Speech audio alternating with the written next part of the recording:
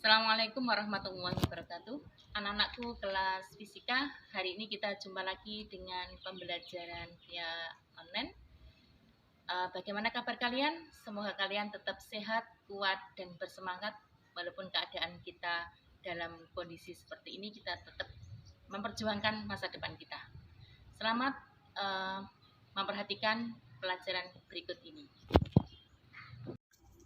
Anak-anak kelas 11 MIPA, kali ini kita akan mempelajari tentang gelombang cahaya. Gelombang cahaya memiliki beberapa sifat. Yang pertama yaitu dispersi. Nah, dispersi merupakan seberkas cahaya polikromatik yang terurai menjadi warna penyusunnya atau disebut dengan warna pelangi. Nah, warna pelangi seperti terurai pada gambar berikut ini. Seberkas cahaya ketika melalui prisma segitiga, dia akan terurai menjadi warna penyusunnya, yaitu warna Mejiku Hibiniu atau warna pelangi. Berarti di sini cahaya mengalami penguraian dan pembiasan.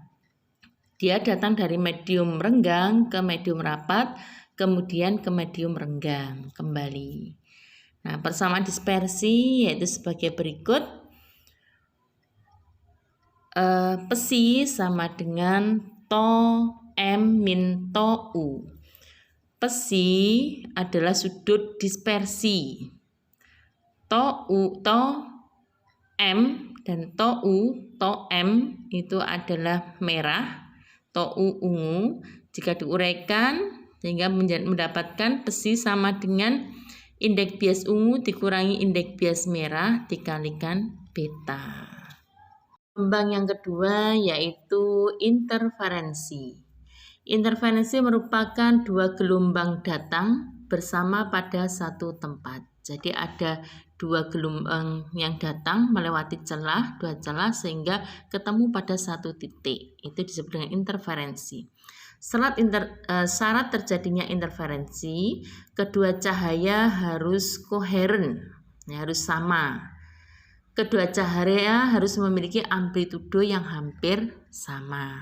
Nah, perhatikan ketika ada cahaya datang melewati dua celah sempit ini sehingga diteruskan mengenai layar, kedua cahaya yang melewati celah sempit ketemu pada satu titik. Yang warna gelap ini menunjukkan, warna hitam menunjukkan gelap, warna kuning menunjukkan terang. Sehingga dari celah ke layar ini kita kasih lambang L, kemudian jatuhnya cahaya pada titik tertentu dari terang pusat itu kita kasih tanda Y, bisa P. Kemudian di sini lebar celah kita kasih tanda D. Sehingga pada interferensi itu kita akan mengenal interferensi maksimum dan interferensi minimum.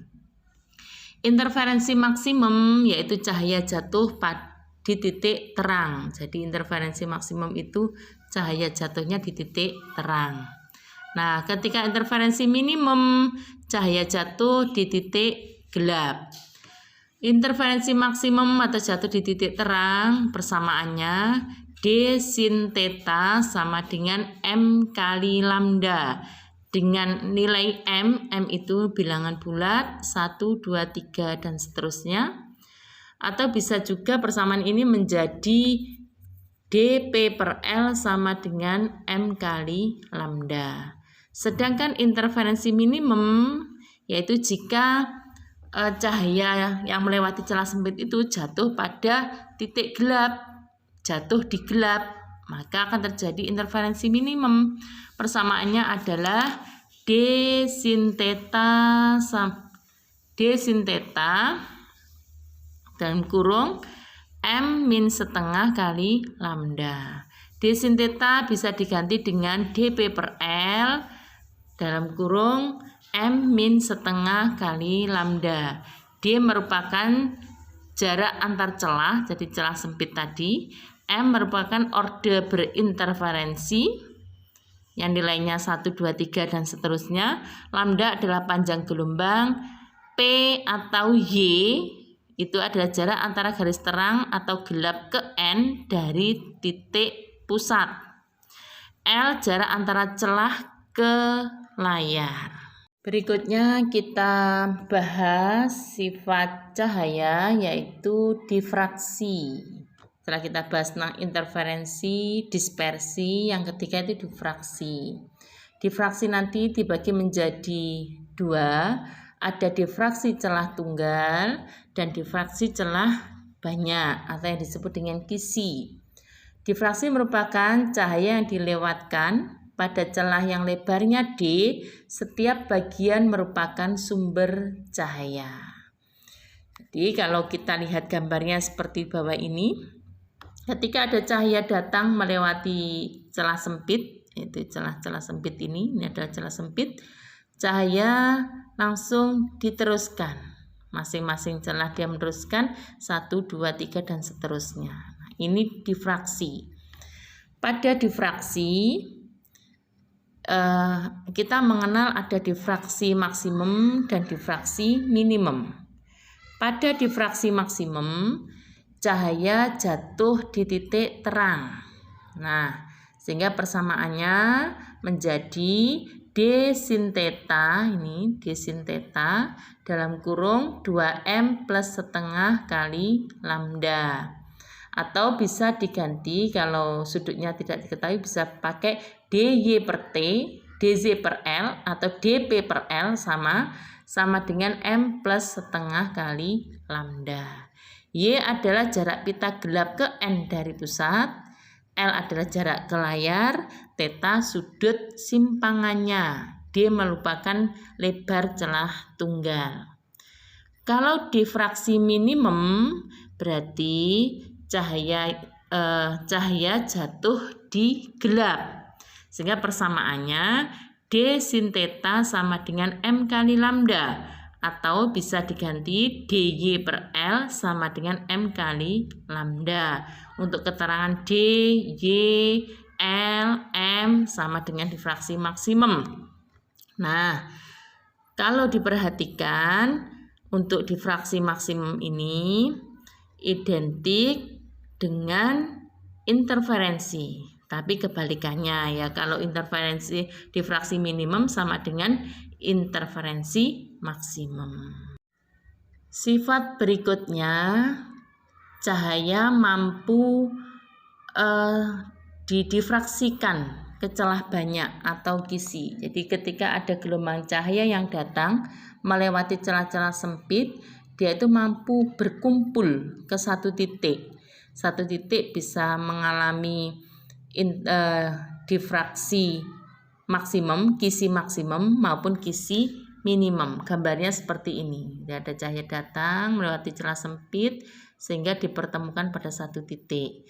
Kalau tadi difraksi celah tunggal kan satu cahaya datang lewati celah sempit langsung diteruskan satu-satu. Kalau ini mengumpul, cahaya itu mampu mengumpul pada satu titik.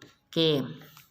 Berikutnya, pada difraksi celah banyak atau kisi, kita juga akan mengenal difraksi celah banyak kisi maksimum, yaitu jatuh di terang. Pada kisi maksimum, nah jatuhnya di terang, maka D sin theta sama dengan M kali lambda.